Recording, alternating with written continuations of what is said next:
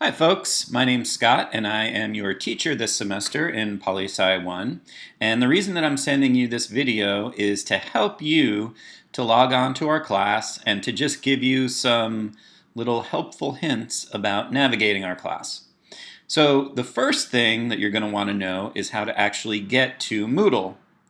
And the way that you do that is you type in this address, Peralta.org. Now, what you're going to see if you took classes over the summer or in the springtime is probably something like this, which is you type in eperalta.org and it automatically goes to summer 2016.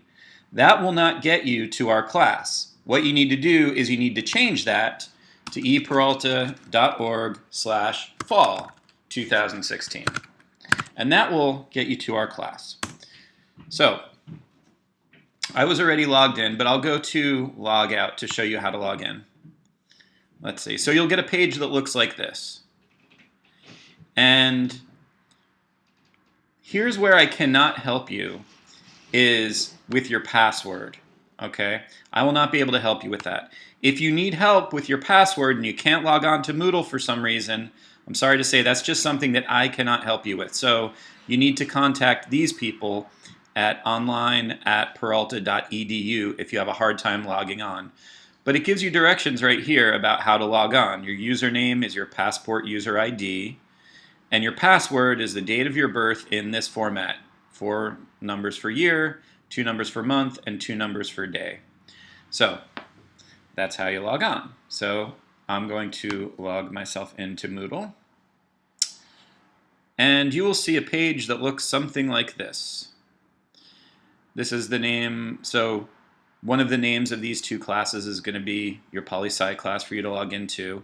But what I've done, just so you know, is I've combined both of these classes, because I'm teaching 2 online classes this semester. I combined both of these classes just into one Moodle shell. That's why my login link looks like this. Let me get rid of this thing right here. There we go. Okay, so I'm going to log into Moodle. And here is our actual Moodle site. When you log on, you're going to want to read these first basic instructions right here. And one of the things it's going to tell you is the first thing for you to do after you read all of this information here, the first thing that you're going to do is you're going to read this instructional book, which will give you some directions about navigating our class. So I'll click onto this. Also, something that you should know, if you've never used Moodle before, or perhaps your other teachers use different formats, all of your class information is going to be in these files, which are called books. So all of the reading that you do every week, all of the videos that you watch are going to begin with an instructional book. Okay? So here's your first instructional book. You click on that, and it tells you about navigating our class. Now to click on to the next page, you can either hit this arrow here, or you can hit the next page title here, and that'll bring you to the next page. Now, one thing about Moodle, say we're this far along in our book and I want to get back to that home page. One thing that you don't want to do in Moodle is just click the back button, because that'll just take you back through the other pages that you just read. To always get back to our home page, you can just click on this link at the top, and that will always take you back to this home page. So the first thing you're going to do, as I said, is read this book. And then the directions are going to tell you about, after reading the instructional book, read the course syllabus. This syllabus that I created for you is very detailed, and it has all of our policies about our class.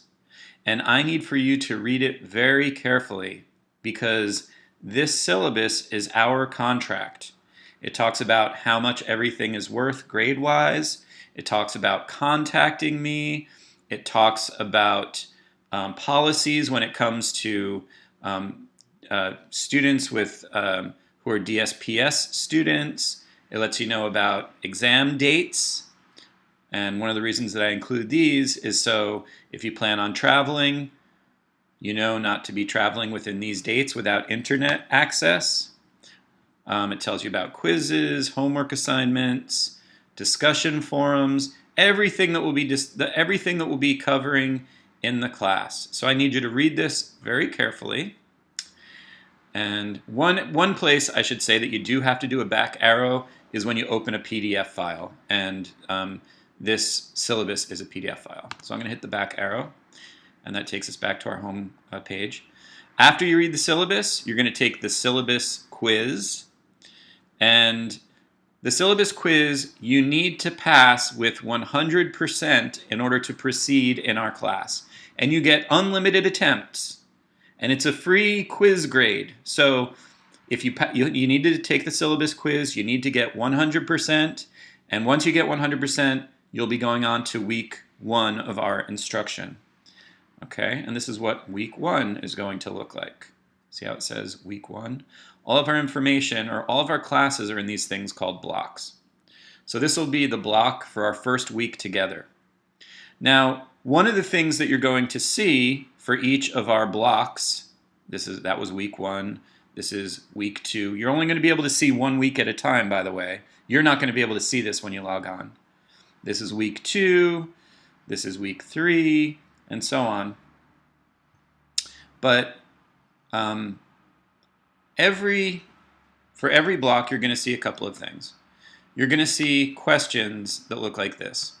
These are not questions for you to answer and to submit to me as an assignment. They're study questions. We're going to be answering these questions with this week's material. So it's like when you have a textbook and you look at the back of the chapter and there are study questions listed out. That's what these are like for you. Okay? Now also, each week, I will have a list like this one that says to complete this week's work, you will have to do these following things. So you should never be in a position at the end of a week wondering whether or not you've submitted anything, or everything, I should say. Everything that you need to do will be listed out like this, okay? And what else? I guess the most important thing also, well, I guess one of the most important things, I should say, is my contact information, which is right here, sgodfrey@peralta.edu. Now, whenever you email me, you need to make sure to include your full name and the class number that you're enrolled in, because as I said, I'm teaching 2 classes that are together combined into this one Moodle shell. So I won't be sure which class you're officially enrolled in unless you tell me. Okay? I mean, I could look it up if I need to, but I'm saying it's much more helpful if you just tell me which is the class number that you're enrolled in. And I need you to submit your full name when you email me, because a lot of times students' email addresses don't include their name. So I have no idea who you are if you just email me and say, what did I get on exam 1, right? So you need to tell me your name so I can email you back. What else? I guess that is all of the information that I have for you right now. Week 1 should be open. I'll probably open it up. Let's make a deal. I'll open week 1 a little early. I will open it on Sunday. So it'll be open for you Sunday, okay? I'll open it at midnight on Saturday, so it'll be open for you starting Sunday at 12:01 a.m. All right, and other than that, I look very much forward to our time together, and contact me if you have any questions. So I'll see you soon. Bye.